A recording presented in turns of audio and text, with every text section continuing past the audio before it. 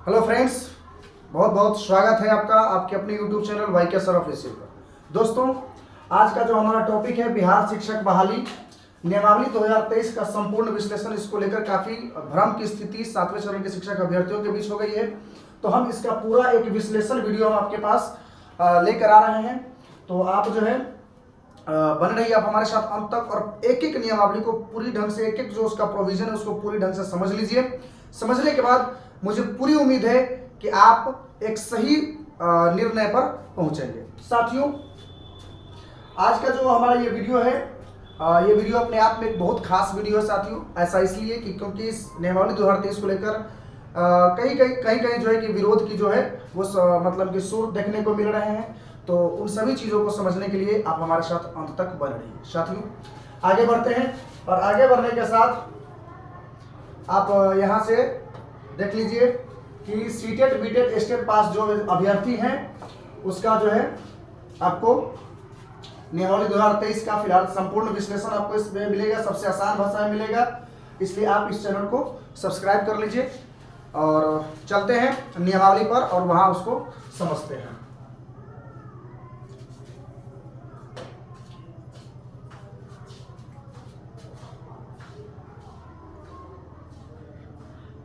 चलिए यहाँ समझते हैं, एक एक करके सारे टॉपिक्स को समझेंगे और बिल्कुल आसान भाषा में समझेंगे साथियों। और देखिए, मैं इस वीडियो को शुरू करने से पहले मैं आपको एक बात बताना चाहता हूँ साथियों। आप चाहे सीटेट पास हो, बीटेट पास हो, स्टेट पास हो, आप जो भी पास उत्तीर्णता रखे हैं, जिसमें भी आप उत्तीर्ण हुए हैं साथियों, एक बार आप पूरे नियमावली को जरूर देख लीजिए। पूरा नियमावली को देख के समझ लीजिए, उसके बाद आप एक पूरी उम्मीद है मुझे कि आप एक सही निर्णय पर पहुंचेंगे। साथियों, शिक्षा विभाग बिहार सरकार के द्वारा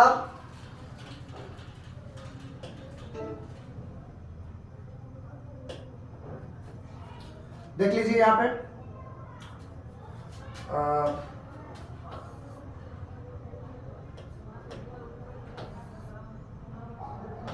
देखिए, बिहार सरकार शिक्षा विभाग अधिसूचना नियमावली 1-2-2023 से 743, ये सारा चीज आप देख चुके हैं। यहाँ देख लीजिए, भारत के संविधान के अनुच्छेद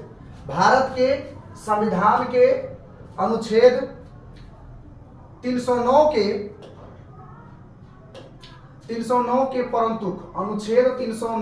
के परंतु अधीन प्रदत्त शक्तियों का प्रयोग करते हुए बिहार राज्यपाल के द्वारा राज्य के प्राथमिक, मध्य माध्यमिक, उच्च माध्यमिक, उत्क्रमित उच्च माध्यमिक एवं नव स्थापित उच्च माध्यमिक विद्यालयों में विद्यालय अध्यापक के पद पर नियुक्ति एवं उनके सेवा शर्त के को विनिश्चित करने हेतु निम्नांकित नियमावली बनाते हैं। साथियों, अब आगे देखिए,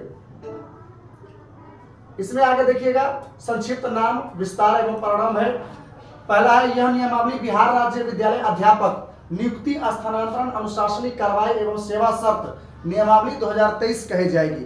यानी यह एक ही नियमावली में आपको नियुक्ति से रिलेटेड, नियुक्ति का जो बात होगा, नियुक्ति के अलावे आपको नियुक्ति, स्थानांतरण एंड ट्रांसफर, अनुशासनिक कार्रवाई, यानी कोई अगर टीचर अगर मतलब किसी जॉब करने के बाद किसी अनुशासनहीनता में पाया जाता है तो उस पर, एवं सेवा शर्त, आपका जो सेवा दीजिएगा उसका शर्त क्या होगा, ये संपूर्ण नियमावली एक ही में। इसका विस्तार संपूर्ण बिहार राज्य में होगा। ग में है, यह राजपत्र में प्रकाशित होने की तिथि से प्रवृत्त होगी, यानी जब यह बिहार गजट में प्रकाशित हो जाएगा उसके बाद से इसको माना जाएगा, पूरे बिहार में यह लागू हो जाएगा। साथियों, परिभाषाएं में देख लीजिए, इस नियमावली में जब तक विषय या संदर्भ के विरुद्ध कोई बात न कही जाएगी तब तक पहला सरकार जो है, आप देख लीजिए, पहला सरकार से अभिप्रेत है बिहार सरकार, दूसरा प्रशासनिक विभाग यानी प्रशासन विभाग से और शिक्षा विभाग से भी ये अभिप्रेत है। उसके बाद विद्यालय से अभिप्रेत है, यहाँ देख लीजिए, आप इस चीज को पढ़ लीजिए, विद्यालय से अभिप्रेत है। उसके बाद बिहार सरकार द्वारा संचालित एवं नियंत्रित राजकीयकृत प्रोजेक्ट कन्या एवं राजकीय बुनियादी विद्यालय, जिसमें सभी उत्क्रमित नवस्थापित उच्च माध्यमिक विद्यालय भी सम्मिलित है। साथियों, ये एक ही नियमावली है जो सभी प्रकार के जो बहाली है उस पर ये लागू होगी। प्राथमिक विद्यालय से अभिप्रेत है, जहां विद्यालय प्राथमिक विद्यालय यानी कक्षा 1 से लेके 5 तक में यह नियमावली चालू होगी। रहेगी। उसके बाद मध्य विद्यालय जहाँ 1 से 8 या अथवा 6 से 8 यानी मिडिल स्कूल हो, या फिर 1 से 8 हो, वहाँ भी। उसका प्रारंभिक विद्यालय से अभिप्रेत है जहाँ विद्यालय कक्षा 1 से 8 अथवा 6 से 8 तक मतलब प्रारंभिक विद्यालय हो गया, इधर मध्य विद्यालय हो गया।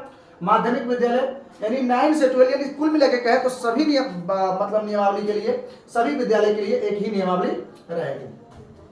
उसके बाद है उच्च माध्यमिक विद्यालय जहाँ 10 तक की पढ़ाई होती है, 12 तक की जो पढ़ाई उच्च माध्यमिक विद्यालय। आप देख लीजिए उच्च माध्यमिक विद्यालय जो है, उच्च माध्यमिक विद्यालय मतलब क्या कहते हैं 10 से 12 तक हो जाएगा। उसके बाद 11 से 12 तक हो जाएगा, 11 से 12 तक। उसके बाद जिला परिषद से अभिप्रेत है, आपको पता ही है कि इसके पहले के जो 2012 की जो नियमावली थी, वह नियमावली जो है कि 3 भागों में उस पर बहाली होती थी। 3 जगह का उसका ये था। पहला था पंचायत स्तर पर होता था, पंचायत स्तर पर। उसके बाद होता था प्रखंड स्तर पर, और उसके बाद होता था सबसे लास्ट में होता था साथियों नगर निकाय स्तर पर, नगर निकाय। ये 3 प्रकार के नियोजन इकाई थे जिस पर यह बहाली की जाती थी। लेकिन साथियों आपको पता है कि अब जो बहाली की जाएगी उस बहाली में आपको पहले जो था यानी इस 17वें चरण से पहले लगभग 9000 से भी अधिक नियोजन इकाई के साथियों। उस नियोजन इकाई को भंग करते हुए प्रत्येक जिला यानी 38 जिला जो है 38 जिला के लिए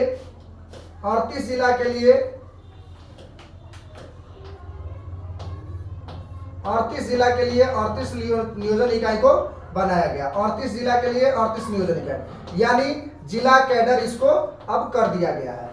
तो पहले ये चीज था तो पंचायत स्तर पर होता था। उसके बाद पंचायत स्तर के बाद जो है वो आपको पंचायत समिति से हो गया, ग्राम पंचायत से हो गया, नगर निकाय से हो गया, संवर्ग से अभिप्रेत है। ये आप देख लीजिए इस नियमावली का अधीन जिला स्तर का विद्यालय अध्यापक का संवर्ग है ना। तो इसमें नगर निगम, नगर निकाय, जिला परिषद और जिला स्तर का जो विद्यालय है उस पर भी ये है। उसके बाद है साथियों उसके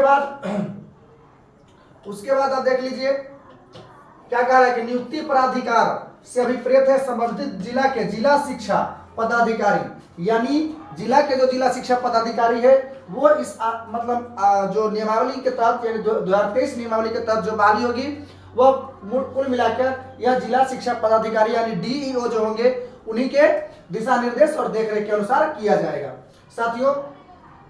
उसके बाद है अनुशासनिक प्राधिकार से अभिप्रेत है जो प्राधिकार नियुक्त हेतु सक्षम हो, यानी बीपीएससी यानी जो आयोग जो है यदि ये बहाली को क्लियर कर लेगी तो उसके बाद जो है वो क्लियर हो जाएगा। उसके बाद साथियों आगे बढ़ेंगे तो उसमें देखिए विद्यालय अध्यापक से अभिप्रेत है। देखिए इस नियमावली के यहाँ देखिए इस पॉइंट को समझना बेहद जरूरी है साथियों। इस पॉइंट ये पॉइंट जो है वो आपका काफी इंपॉर्टेंट है। इस नियमावली के अधीन कक्षा 1 से 5 तक के अध्यापन हेतु नियुक्त मूल कोटि के विद्यालय अध्यापक, यानी कक्षा 1 से लेकर 5 तक के जो टीचर होते हैं उन्हें मूल कोटि के शिक्षक कहे जाते हैं, तो उनकी बहाली इससे होगी। दूसरा, इस नियमावली का अधीन कक्षा 6 से कक्षा 8 तक के अध्यापन हेतु नियुक्त स्नातक कोटि के शिक्षक, स्नातक कोटि के विद्यालय अध्यापक, यानी आप समझ लीजिए साथियों कि 6 से लेके क्लास 10 तक जो टीचर होते हैं वह टीचर स्नातक ग्रेड के शिक्षक यानी स्नातक स्तर के शिक्षक कहे जाते हैं। उसके बाद है इस नियमावली के अधीन कक्षा 9 से 10 तक के अध्यापन हेतु विद्यालय अध्यापक, पहले ही मैंने बताया कि ये भी क्या कहते हैं स्नातक स्तर के हो जाएंगे। और चौथा, इस नियमावली का अधीन कक्षा 11 से 12 तक यानी +2 तक, यानी इस नियमावली के तहत आपको कक्षा 1 से 5, 6 से 10, 8, 9 से 10, 11 से 12, यानी हम सिंपल लफ्जों में कहे तो कक्षा 1 से लेकर कक्षा 12 तक यानी इंटर तक जो है इस नियमावली के तहत शिक्षकों की नियुक्ति की जानी है। अब उसके बाद साथियों आगे बढ़ते हैं। इसमें कह रहा है कि विशेष विद्यालय अध्यापक से अभिप्रेत है, यानी जब विशेष शिक्षकों की यानी नियुक्ति की जाती है तो उसकी भी नियुक्ति इस नियमावली के तहत की जा सकेगी। साथियों, प्रारंभिक विद्यालय में विशेष आवश्यकता वाले बच्चों को शैक्षणिक अनुसमर्थन प्रदान करने हेतु इस नियमावली के अधीन नियुक्त विशेष विद्यालय अध्यापक, तो जैसे कोई बच्चे हैं अगर उसको क्या कहते हैं कि अगर विशेष आवश्यकता है उसको, तो उसके लिए भी टीचर की नियुक्ति इस नियमावली के अधीन किया जा सकेगा। उसके बाद साथियों कि प्रधानाध्यापक से अभिप्रेत है, यानी प्रधान शिक्षक और प्रधानाध्यापक की जो बहाली होने वाली है, प्रधान शिक्षक और प्रधानाध्यापक की जो बहाली होने वाली है उसमें भी यह नियमावली, यह इसी नियमावली के अधीन उसकी भी बहाली की जाएगी। यानी प्रधान शिक्षक अब देख लीजिए, प्रधान शिक्षक जो क्लास 1 से लेके जो है 8 तक, और प्रधानाध्यापक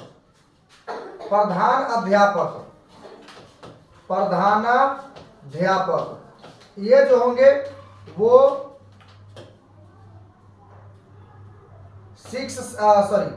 9 से 12 तक में, 9 से 12 तक में ये जो है बहाली की जाएगी। इसी नियमावली के अधीन उसकी भी बहाली की जा सकेगी। साथियों, इसके बाद आप देख लीजिए इसको कि प्रधानाध्यापक से अभिप्रेत है बिहार राज्य उच्च माध्यमिक विद्यालय प्रधानाध्यापक नियुक्ति स्थानांतरण अनुशासनिक करवाने एवं सेवा शर्त नियमावली 2023-21 नियमावली 2021 जो प्रधानाध्यापक के लिए बनी हुई थी, उसमें आपको बताया ही थे कि उसको हाईकोर्ट ने रद्द कर दिया था। उसके बाद बिहार शिक्षक सेवा नियमावली 2014 है ना, और समय समय पर बिहार राज्य के एकीकृत माध्यमिक विद्यालय सेवा शर्त नियमावली 1983 संशोधित 2006 के अधीन उच्च माध्यमिक विद्यालय में नियुक्त प्रधानाध्यापक प्राचार्य अथवा बिहार राज्य एकीकृत प्रारंभिक विद्यालय में शिक्षक का स्थानांतरण ये जो है इसमें किया जाएगा। यानी प्रधानाध्यापक की नियुक्ति जो है वो इस नियमावली के अधीन की जा सकेगी। यही बात यहाँ पे पुष्टि किया जा रहा है।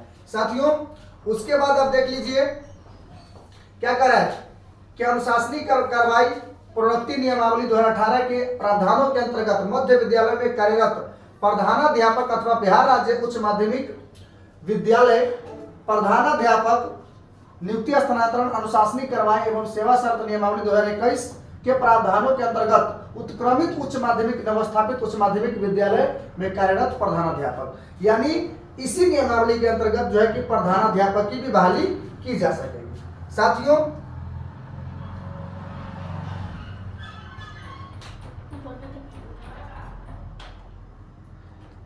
इसमें जो है अब इसी नियमावली के अंतर्गत जो है साथियों वो आपको प्रधान शिक्षक की भी बहाली की जाएगी। तो प्रधानाध्यापक और प्रधान शिक्षक दोनों की जो नियुक्ति होगी वो इसी नियमावली के अंतर्गत की जाएगी। उसके अलावा आप देख लीजिए पूर्व से नियुक्त पंचायती राज संस्था एवं नगर निकाय संस्था अंतर्गत नियुक्त शिक्षक से अभिप्रेत है, यानी जो पहले से जो शिक्षक बहाली नियोजित किए जा चुके हैं उस शिक्षक भी जो है इसी नियमावली के अंतर्गत उनका भी समावेशन किया गया है। बिहार जिला परिषद माध्यमिक एवं उच्च माध्यमिक शिक्षक नियोजन एवं सेवा शर्त नियमावली 2006 समय समय पर यथा संशोधित बिहार राज्य जिला परिषद माध्यमिक एवं उच्च माध्यमिक विद्यालय सेवा नियुक्ति प्रोन्नति स्थानांतरण अनुशासनिक करवाने एवं सेवा शर्त नियमावली 2020 जो इससे पहले थी वो सभी इसमें शामिल किया गया है। साथियों, अब इसमें यह कहने का मतलब है कि अभी जो बहाल होंगे नए शिक्षक वो भी और जो पहले से जो नियुक्त शिक्षक है वो भी, वो दोनों का जो है इसमें समावेशन किया गया है। शिक्षेतर कर्मी से अभिप्रेत है ना, जो राज्य सरकार के विद्यालय में कार्यरत कर्मी जो शिक्षण कार्य में संलग्न नहीं है। साथियों, यहाँ इसका मतलब ये हो गया कि नॉन टीचिंग पोस्ट जो होगा वो भी आपको इसी नियमावली के अंतर्गत बहाली की जाएगी।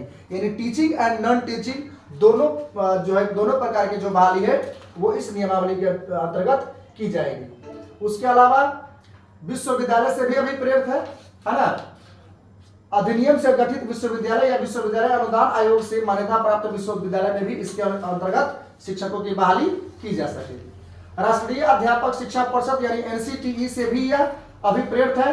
राष्ट्रीय स्तर पर विनिर्दिष्ट प्रशिक्षण संस्थानों एवं प्रशिक्षण व्यवस्था को विनियमित करने वाली परिषद जो भी है उस सभी से यह अभिप्रेरित है।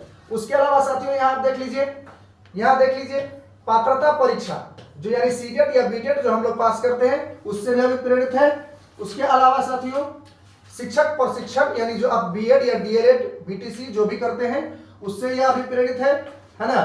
उसके बाद आप देख लीजिए क्या कर रहा है, शिक्षक प्रशिक्षण से अभिप्रेरित है यानी राष्ट्रीय अध्यापक शिक्षा परिषद यानी एनसीटीई अधिनियम 1993 के प्रवृत्त होने के पूर्व केंद्र या किसी राज्य सरकार द्वारा मान्यता प्राप्त संस्थानों से अथवा राष्ट्रीय अध्यापक शिक्षा परिषद अधिनियम के प्रवृत्त होने के उपरांत राष्ट्रीय अध्यापक शिक्षा परिषद एनसीटीई से मान्यता प्राप्त संस्थानों से डीएलएड, यहां देख लीजिए साथियों डीएलएड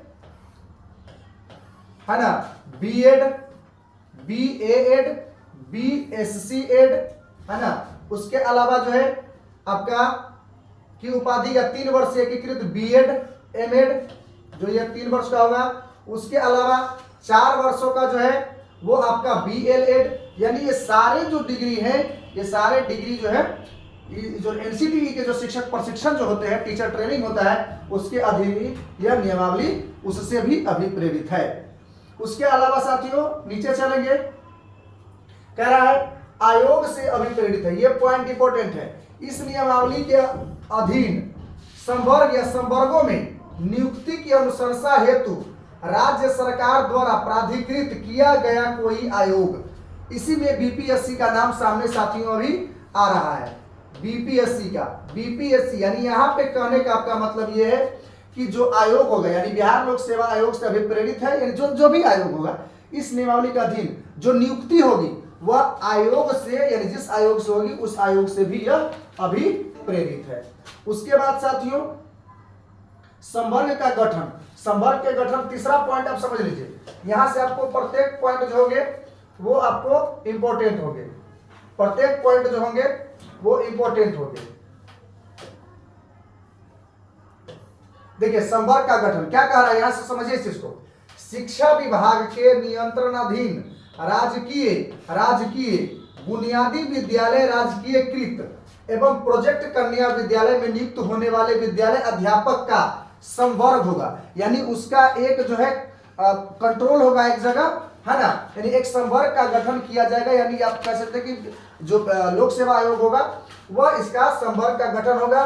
प्राथमिक एवं मध्य विद्यालय के मूल कोटि एवं स्नातक कोटि के विद्यालय अध्यापक तथा माध्यमिक विद्यालय के एवं उच्च माध्यमिक विद्यालय में विषयवार विद्यालय अध्यापक का अलग अलग संवर्ग होगा, यानी यहाँ पे सभी विषयों का अलग अलग संवर्ग का गठन किया जाएगा। यह संवर्ग जो होगा वह जिला स्तर पर होगा। पहले ही मैंने बताया कि जिला, प्रत्येक जिला की जो बहाली होगी वह जिला स्तर पर की जाएगी।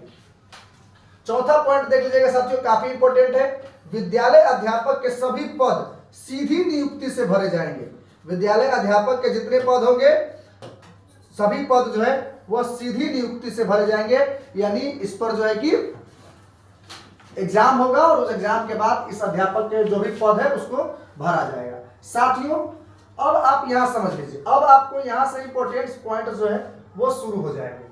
अब देख लीजिए चौथा पॉइंट क्या कर रहा है, सॉरी चौथा पॉइंट तो क्लियर हो गया। पांचवा पॉइंट, विद्यालय अध्यापक के पद पर नियुक्ति हेतु अनिवार्य अर्हता यानी जो योग्यता होगी, क्या योग्यता होनी चाहिए आपकी, वो जो है इस नियमावली के जो अंतर्गत जिस योग्यता के बारे में चर्चा किया गया है कि क्या कौन सी योग्यता है जिस पर आप जो है कि आगे जॉब करेंगे। तो साथियों इस चीज को आप समझते चलिए।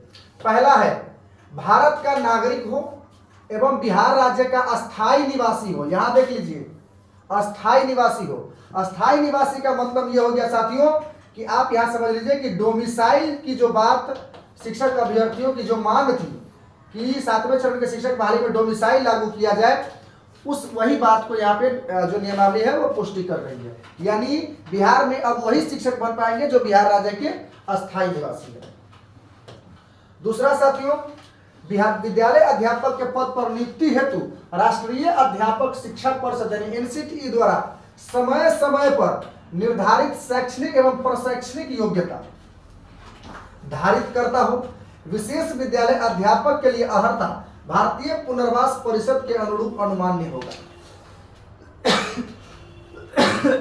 समझ लीजिए साथियों, यानी एनसीटीई ने जो टीचर बनने के लिए जो योग्यताएं निर्धारित की है, जैसे आपको बीएड या डीएलएड आपका कंप्लीट हो, उसके बाद आप टेट उत्तीर्ण हो, तो ये सारी जो है कि आपको योग्यताएं उसमें चाहिए।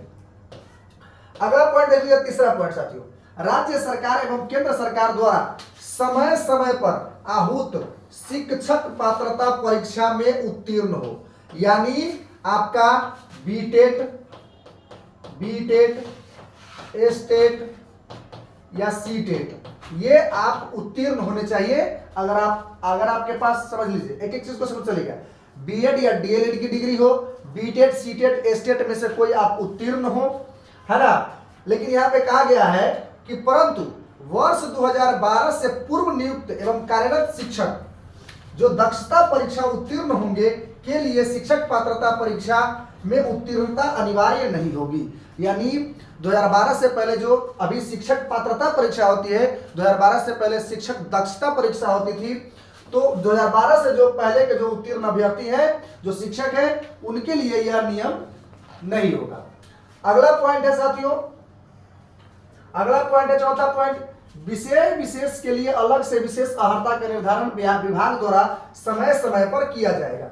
यानी अगर आप किसी खास विषय, यानी अगर आप मैथ के टीचर बनना चाहते हैं तो इसके लिए क्या योग्यता होगी, इसका निर्धारण विभाग जो है, शिक्षा विभाग, वो आने वाले समय में क्लियर करेगा। आप हिंदी के बनना चाहते हैं तो उसके लिए क्या होगी। अगला पॉइंट दोस्तों काफी वेरी वेरी इंपॉर्टेंट पॉइंट है, पांचवा पॉइंट में है आयु। ये एक बहुत बड़ा कंसर्न रहता है सभी अभ्यर्थियों का, तो उम्र का क्या प्रॉब्लम है, उम्र का कितने उम्र तक आप जो है कि वैलिड माने जाएंगे। तो यहाँ आप देख लीजिए उम्र का जो है साथियों, आयु का देख लीजिए, आयु में क्या कह रहा है कि प्राथमिक एवं मध्य विद्यालय में विद्यालय अध्यापक की नियुक्ति के लिए नियुक्ति वर्ष की पहली अगस्त को अभ्यर्थियों की न्यूनतम आयु 18 वर्ष एवं कोटिवार अधिकतम आयु सीमा वही होगी जो राज्य सरकार सामान्य प्रशासन विभाग द्वारा समय समय पर विहित की जाएगी। इसी प्रकार, अब समझ लीजिए, इसको अलग से समझ लीजिए कि यदि आप 1 से लेकर, आप समझ लीजिए, अगर आप 1 से लेकर 8 में, यानी प्रारंभिक में अगर आप टीचर बनना चाहते हैं 1 से लेकर 8 में, तो आपको मिनिमम जो एज होगी, यानी न्यूनतम जो उम्र होगी, न्यूनतम उम्र सीमा जो होगी वो 18 वर्ष होगी। अब देखिए इसी में आगे क्या कह रहा है कि एक माध्यमिक एवं उच्च माध्यमिक विद्यालय में नियुक्ति हेतु नियुक्ति वर्ष की पहली अगस्त को अभ्यर्थियों की न्यूनतम आयु 21 वर्ष होनी चाहिए। यानी अगर आप 9 से 12 में अगर टीचर बनना चाहते हैं तो कम से कम जो उम्र होगी वो कम से कम 21 वर्ष आपकी उम्र होनी चाहिए साथियों। अब देखिए, अब जब ये आप स्नातक ग्रेड में जाइएगा तो आपको जो है कि ग्रेजुएशन क्लियर होना चाहिए, तो आपकी उम्र वहां 21 साल हो जाएगी, जबकि न्यूनतम उम्र जो है वो 18 साल निर्धारित की गई है साथियों। उसके बाद आगे कह रहा है इसमें इस नियमावली, अच्छा कब से यह जोड़ा जाएगा तो समझ लीजिए, कब से यह जोड़ा जाएगा। तो अभी मान लीजिए कि 2023 में अगर यह बहाली शुरू की जाती है 2023 में, तब 1 अगस्त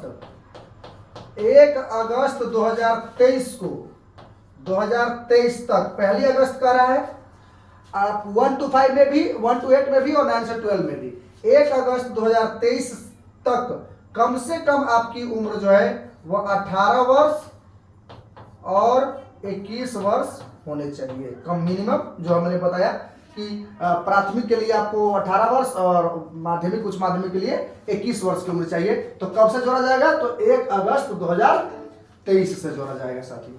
आगे बढ़ते हुए हम देखते हैं कह रहा है, अच्छा एक चीज और है यहाँ पे समझ लीजिए, कह रहा है, अच्छा उसके बाद है कि जाए, अब यहां देखिए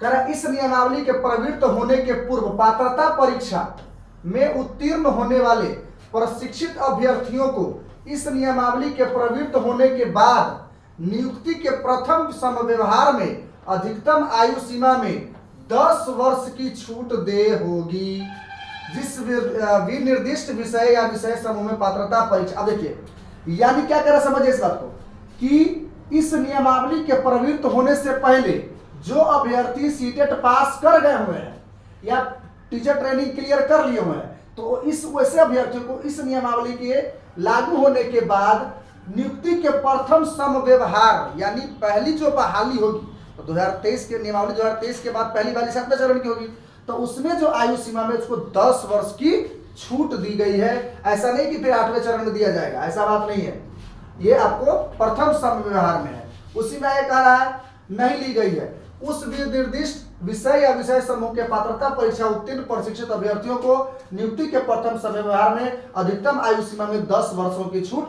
दे होगी। लेकिन यहाँ पे कह रहा है परंतु पंचायती राज संस्था एवं नगर निकाय संस्था के अंतर्गत नियुक्त एवं कार्यरत शिक्षकों के लिए अधिकतम आयु की सीमा शिथिल करने हेतु राज्य सरकार के द्वारा अलग से निर्णय लिया जा सकेगा। तो ये वैसे अभ्यर्थियों के लिए 10 वर्ष की छूट है जो अभी तक जिनकी बहाली नहीं हुई है, लेकिन जिनकी बहाली हो चुकी है उसको अधिकतम आयु सीमा में कितनी छूट दी जाएगी, इसको लेकर अभी आगे सरकार विभाग जो है इस पर निर्णय लेगा। अगला पॉइंट है साथियों आरक्षण। आरक्षण को लेकर यहां समझ लीजिए। आरक्षण में क्या कह रहा है, राज्य सरकार के अधीन सीधी नियुक्ति में सामान्य प्रशासन विभाग के द्वारा लागू आरक्षण का प्रावधान प्रभावी होगा। यानी जो सामान्य प्रशासन विभाग का जो जितना आपको आरक्षण मिलता रहा है पहले से उतना ही आपको आरक्षण मिलता रहेगा। लेकिन यहाँ पे साथियों एक इंपॉर्टेंट पॉइंट है, इसको समझ लीजिए। परंतु प्राथमिक एवं मध्य विद्यालय के मूल कोटि एवं स्नातक कोटि के विद्यालय अध्यापक के पद पर प्रत्येक विषय में न्यूनतम 50% महिला अभ्यर्थियों की नियुक्ति की जाएगी। विषम संख्या रहने पर अंतिम पद पर महिला अभ्यर्थी के लिए चिन्हित किया जाएगा। यानी प्रत्येक सब्जेक्ट में उसके लिए 50% सीट रिजर्व होगा, यानी महिलाओं के लिए आरक्षण में ये चीज है। उसके बाद है दूसरा पॉइंट, आरक्षण का दूसरा पॉइंट देखिए।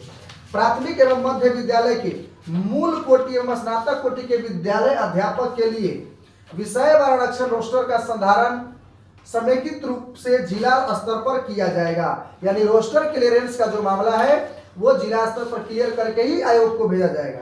इसी प्रकार माध्यमिक एवं उच्च माध्यमिक विद्यालय के लिए विद्यालय अध्यापक के लिए विषयवार आरक्षण रोस्टर का अलग अलग संधारण जिला स्तर पर किया जाएगा। यानी साथियों कहने का कुल मतलब ये है कि आपका जो भी आरक्षण है वो पहले से जैसा मिलता आ रहा है वैसा मिलता रहेगा। कह रहा है कि विद्यालय अध्यापक का आरक्षण समाशोधन से संबंधित कार्य जिला पदाधिकारी द्वारा किया जाएगा। इस नियमावली के प्रवृत्त लागू होने के बाद प्रथम समव्यवहार में विद्यालय अध्यापक के पद पर नियुक्ति हेतु आरक्षण बिंदु 1 से रोस्टर प्रारंभ किया जाएगा। अब आते हैं नियुक्ति की प्रक्रिया। ये सभी अभ्यर्थियों के लिए काफी महत्वपूर्ण है। नियुक्ति की प्रक्रिया, नियुक्ति किस प्रकार होगी उस पर समझ लीजिए।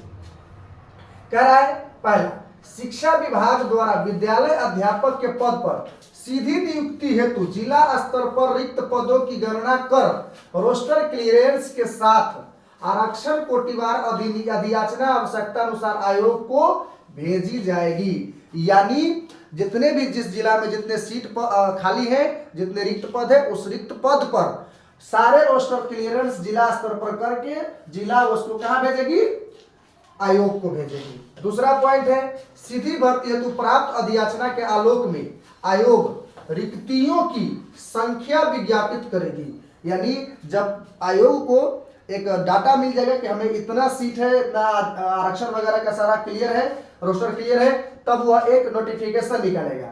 आयोग द्वारा विज्ञापित आवेदन पत्र में विद्यालय अध्यापक अभ्यर्थी द्वारा योग्यता से संबंधित स्व घोषणा के आधार पर उनकी उम्मीदवारी का मूल्यांकन किया जाएगा। यानी जब आवेदन, जब ऑनलाइन आवेदन एप्लीकेशन जब फिलअप हो जाएगा उसके बाद जो है कि जो भी आप डाटा, जो भी आप अपनी योग्यता को लेकर जो भी आप डाटा मतलब दिए हैं उसका मूल्यांकन किया जाएगा।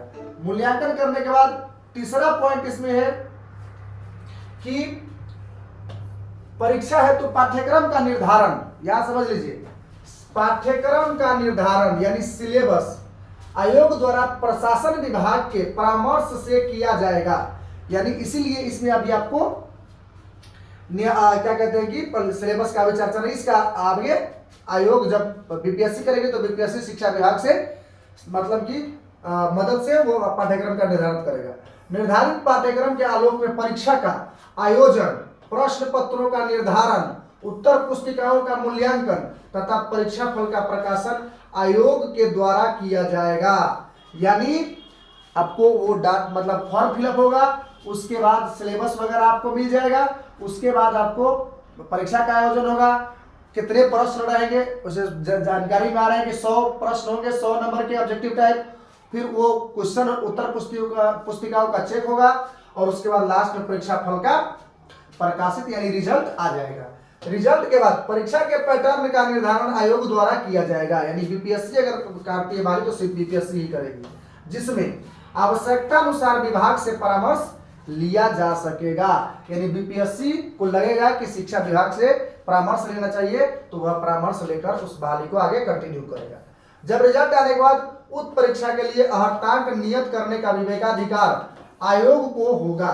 यानी कितने अंक पर आप पास हो जाएंगे यह अधिकार भी आयोग को ही होगा। कोई अभ्यर्थी इस नियमावली के अंतर्गत अधिकार 3 बार परीक्षा में भाग ले सकेगा। यानी कोई भी अभ्यर्थी सुपरिटेंडेंट की परीक्षा में 3 बार भाग ले सकेगा, खास करके नियोजित जो शिक्षक है उसके लिए यह बात है। आयोग द्वारा संचालित उक्त परीक्षा के आधार पर की गई अनुशंसा के आलोक में नियुक्ति की जाएगी। साथियों, कहने का मतलब है कि जब आयोग जिस अभ्यर्थी की अनुशंसा करेगा, जिला उस आलोक में क्या करेगा, बहाली की प्रक्रिया को आगे बढ़ाएगा और ज्वाइनिंग वगैरह जो है देगी जिला। उसके बाद है आयोग द्वारा की गई अनुशंसा नियुक्ति का अधिकार तब तक नहीं प्रदान करेगी, है ना, जब तक कि यथा आवश्यक प्रमाण पत्रों की जांच के उपरांत प्रशासनिक विभाग संतुष्ट न हो जाए कि अभ्यर्थी विद्यालय अध्यापक के पद पर नियुक्ति के लिए सभी दृष्टियों से उपयुक्त है। यानी जब सरकार इस बात को जांच लेगी, प्रशासन विभाग, शिक्षा विभाग इस बात को संतुष्ट हो जाएगी क्या ये सभी दृष्टियों से यह अभ्यर्थी योग्य है, तब जाके उसको लास्ट में नियुक्ति पत्र दिया जाएगा। उसके बाद साथियों, उसके बाद आएगी आपको 8वां पॉइंट, पंचायती राज संस्था एवं नगर निकाय संस्था अंतर्गत नियुक्त एवं कार्यरत शिक्षक इस संवर्ग में नियुक्ति के लिए नियम 7 में अंकित नियुक्ति की प्रक्रिया में भाग लेने के लिए पात्र होंगे। यानी जो पहले से नियोजित शिक्षक है वो भी इस प्रक्रिया में भाग ले पाएंगे। इस संबंध में आवश्यकता अनुसार प्रक्रिया का निर्धारण राज्य सरकार के द्वारा अलग से किया जा सकेगा। यानी नियोजित से नियमित बनने के लिए, नियोजित से नियमित बनने के लिए टीचर को, जो नियोजित शिक्षक है उसको इस प्रक्रिया में भाग लेना होगा। साथियों, आगे चलते हैं, प्रमाण पत्रों की जांच के बारे में जान लेते हैं। प्रमाण पत्रों की जांच जो है, पहला में क्या कह रहा है कि नियुक्ति प्राधिकार का यह दायित्व होगा कि वह नियुक्ति पत्र निर्गत करने के पूर्व शैक्षणिक, प्रशैक्षणिक योग्यता एवं अनुभव संबंधी प्रमाण पत्रों की सहित अन्य प्रमाण पत्रों की यथा आवश्यक जांच करा लेंगे। यानी जब बीपीएससी जब रिजल्ट वगैरह, मेरिट लिस्ट वगैरह जब जारी कर देगी तो जिला जो बहाली करेगी, नियुक्ति देगी, उसको यह कहा जा रहा है कि शैक्षणिक सभी डॉक्यूमेंट्स का आप जांच लीजिए, लेकिन परंतु कार्य हित में औपबंधिक नियुक्ति पत्र यानी प्रोविजनल ज्वाइनिंग लेटर दिया जाएगा एवं विभाग द्वारा निर्धारित समय सीमा के अंदर प्रमाण पत्रों का सत्यापन कराया जा सकेगा। छठे चरण में भी ऐसा ही हुआ था, बिना डॉक्यूमेंट वेरिफिकेशन के भी ज्वाइनिंग लेटर दे दिया गया था। हालांकि उसके सैलरी जो है वो ज्वाइनिंग लेटर के डॉक्यूमेंट वेरिफिकेशन के बाद आई थी। दूसरा कह रहे हैं कि प्रमाण पत्र जाली या गलत पाए जाने की स्थिति में नियुक्ति रद्द करते हुए वेतनादि के मद में दिए गए राशि की वसूली Bihar and Orissa public demand recovery act 1914 के प्रावधानों के तहत करते हुए अन्य कानूनी कार्रवाई भी की जाएगी। यानी अगर आपका डॉक्यूमेंट गलत पाया जाता है, अगर आपका डॉक्यूमेंट जाली पाया जाता है, तो आपसे जो भी आपको वेतन मिला रहेगा उस वेतन से वेतन को आपसे वसूल कर आपको सजा भी दिया जाएगा। साथियों, आगे बढ़ते हैं। और परिवीक्षा अवधि, परिवीक्षा अवधि का मतलब होता है अब देखिए परिवीक्षा अवधि क्या है। सीधी भर्ती से नियुक्त किए जाने वाले विद्यालय अध्यापकों के लिए परीक्षा अवधि योगदान की तिथि के प्रभाव से 2 वर्षों के लिए होगी। यानी जिस दिन आप ज्वाइनिंग करेंगे उस दिन से आपको 2 वर्षों तक मतलब परिवीक्षा अवधि से गुजरना होगा। किस अभ्यर्थी के लिए? जो फ्रेश कैंडिडेट्स है।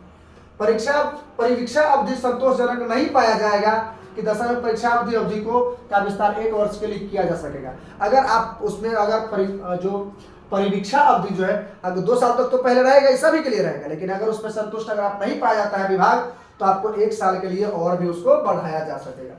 यदि विस्तारित अवधि में भी सेवा संतोषजनक नहीं पाई जाती है तो नियुक्ति प्राधिकार ऐसे विद्यालय अध्यापक को सुनवाई का एक अवसर देते हुए उन्हें सेवा मुक्त कर सकेगा। यानी इस 3 वर्ष के परिवीक्षा अवधि के बाद भी अगर आपका अगर अगर सेटिस्फाइड अगर विभाग नहीं होती है तो वह आपको अपना बात रखने का एक अवसर देगा और उसके साथ आपको सेवा मुक्त भी कर सकेगा। परिवीक्षा अवधि में विद्यालय अध्यापक को विभाग द्वारा विहित सांस्कृतिक एवं अन्य प्रशिक्षण सफलतापूर्वक पूरा करना होगा। जैसे कि आपको पता ही है कि बीएड करने के बाद ब्रिज कोर्स वगैरह करना हो तो सारे से आपको करने होंगे। प्रशिक्षण का कैलेंडर एवं पाठ्यक्रम विभाग द्वारा अलग से निर्धारण किया जाएगा। ये हो गया। अब इसके बाद साथियों आगे बढ़ते हैं। अब अगला पॉइंट है संपुष्टि। संपुष्टि क्या होगा साथियों? संपुष्टि का मतलब ये होगा साथियों यहाँ कि परिवीक्षा अवधि संतोषजनक रूप से पूरा करने, प्रशिक्षण सफलतापूर्वक पूरा करने और शैक्षणिक प्रशैक्षणिक प्रमाण पत्र आदि की जांच होने पर सेवा में संपुष्टि की जा सकेगी। यानी आप कन्फर्म हो गए कि हाँ सब कुछ ठीक है, आपका सैलरी वगैरह में भी कोई दिक्कत नहीं होगी। अगला पॉइंट है वरीयता सूची। प्राथमिक एवं मध्य विद्यालयों के विद्यालय अध्यापक की विषयवार समेकित वरीयता सूची होगी। यानी अलग प्रत्येक विषय का अलग अलग होगा। माध्यमिक एवं उच्च माध्यमिक विद्यालयों के विद्यालय अध्यापक की विषयवार वरीयता सूची अलग अलग होगी। आपसी वरीयता सामान्य प्रशासन विभाग द्वारा निर्धारित सिद्धांत के अनुसार ही तय होगी। विद्यालय अध्यापक की वरीयता सूची जिला स्तर पर संधारित की जाएगी। यानी ये जिला स्तर पर ही आपकी बहाली को जाओगी। सिर्फ एग्जाम रिजल्ट है ना, एग्जाम लेगी, रिजल्ट देगी, मेरिट लिस्ट जारी करेगी, ये सब करवाएगी आयोग। अब है ट्रांसफर, स्थानांतरण की क्या प्रक्रिया होगी? विद्यालय अध्यापक का पद स्थानांतरण ये होगा, यानी इसका ट्रांसफर हो सकेगा। दूसरा, मंत्रिमंडल सचिवालय विभाग एवं प्रशासनिक विभाग द्वारा स्थानांतरण के निमित्त समय समय पर निर्गत दिशा निर्देश के आलोक में स्थानांतरण की कार्रवाई संबंधित संवर्गीय पद पर संबंधित नियुक्ति प्राधिकार के द्वारा किया जा सकेगा। यानी जिस जिला कैडर के द्वारा आपकी बहाली हुई है उसी के अनुसार आपकी ट्रांसफर भी आपको उसी के अनुसार होगा। विद्यालय अध्यापक का अंतर जिला स्थानांतरण ऐच्छिक या प्रशासनिक शैक्षणिक दृष्टिकोण से हो सकेगा। यानी विभाग आपको अपने हिसाब से भी या आप विभाग अपने मन से आपको ट्रांसफर करेगा या आप अपनी मर्जी से भी ट्रांसफर इसमें ले सकेगा। इसके लिए प्राथमिक एवं मध्य विद्यालय के संवर्ग में सक्षम प्राधिकार निदेशक प्राथमिक शिक्षा होंगे। वहीं माध्यमिक एवं उच्च माध्यमिक विद्यालय के संदर्भ में सक्षम प्राधिकार निदेशक माध्यमिक शिक्षा के होंगे।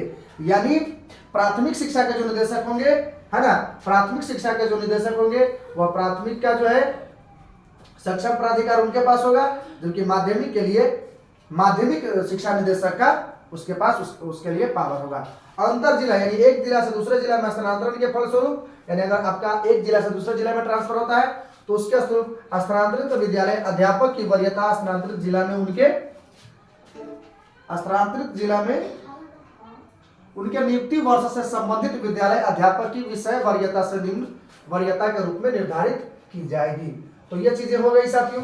उसके बाद अनुशासनिक कार्रवाई है ना, ये जो है आप देख लीजिए एक बार। अनुशासनिक कार्रवाई बिहार सरकारी सेवक है ना में निहित प्रावधान एवं नियमावली का नियुक्त होने वाले विद्यालय अध्यापक पर प्रभावी होगा।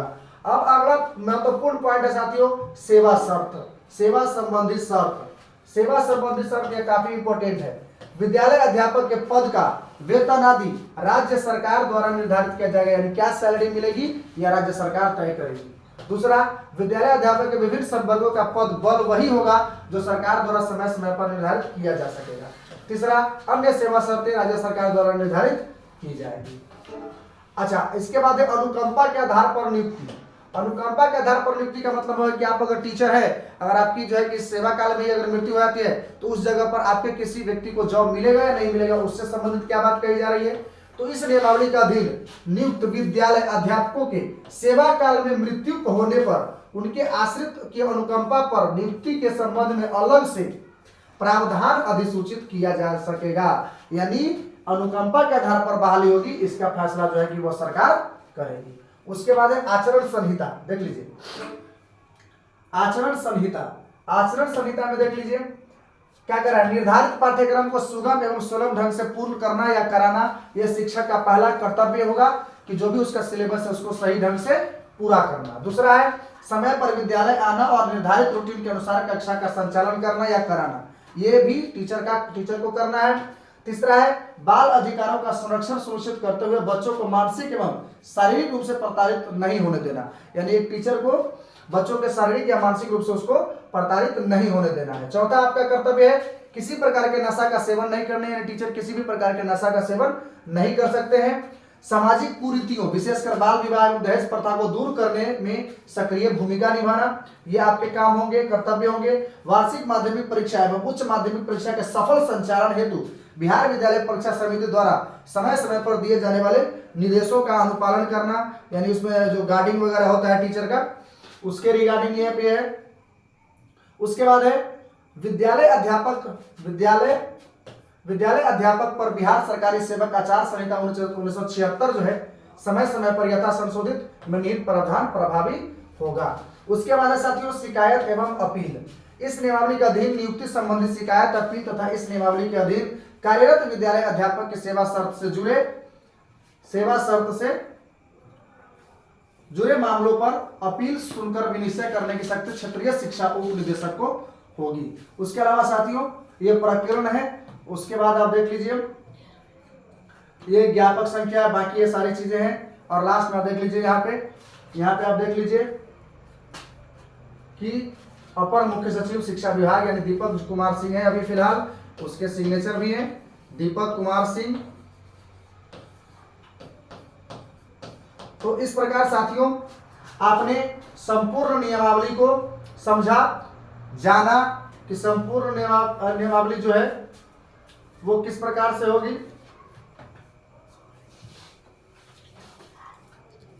अब साथियों आई होप आपको यह वीडियो जो है वो बहुत अच्छा लगा होगा, और वीडियो से संबंधित अगर कोई भी जानकारी आपको शेयर करना चाहते हैं, आपको लगता है कि ये जानकारी जो है आपको इसमें छूट गया है या इस वीडियो से संबंधित कोई और भी प्रश्न यदि आपके मन में अभी घूम रहे हैं तो आप उस प्रश्न को कमेंट के माध्यम से हमसे पूछ सकते हैं। मिलते हैं अगले वीडियो में। जय हिंद, वंदे मातरम।